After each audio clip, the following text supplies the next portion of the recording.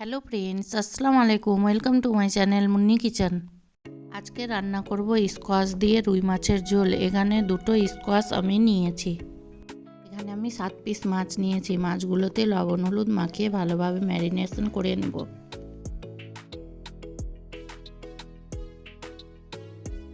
লবণ হলুদ মাখিয়ে মাছগুলো 15 মিনিট রেস্টে রেখে দেবো। স্কোয়াশগুলো আমি এভাবে লম্বা লম্বা ভাগ করে কেটে নিলাম।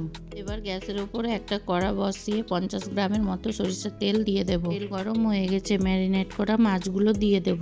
মাছের যে কোনো রান্নাতে সরিষার তেল ব্যবহার করলে খেতে দারুণ লাগে।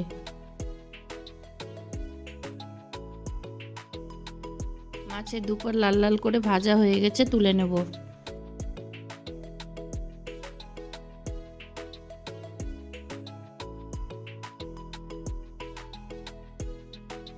সব মাছ ভাজা হয়ে গেছে। এবার মাছ ভাজা তেলের মধ্যে কটা চামচ কালো জিরে দিয়ে দেব। এবার 1 কোয়া রসুন, 1 টুকরো আদা, একটা বড় সাইজের পেঁয়াজ বাটা দিয়ে দেব। মশলার বাটিটা ধুয়ে 3-4 চামচের মতো জল দিয়ে দেব।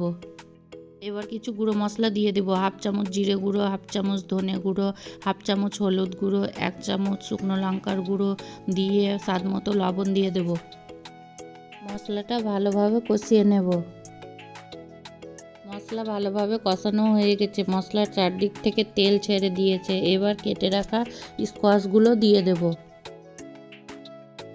মশলার সঙ্গে স্কোয়াশগুলো প্রায় 20 মিনিটের মতো ভালোভাবে কষিয়ে নেব।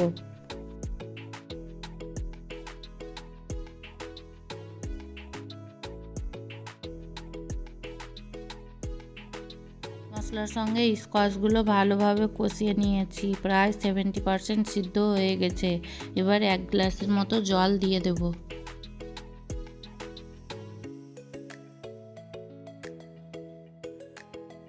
জলটা ভালোভাবে ফুটে গেছে, এবার ভেজে রাখা মাছগুলো দিয়ে দেব।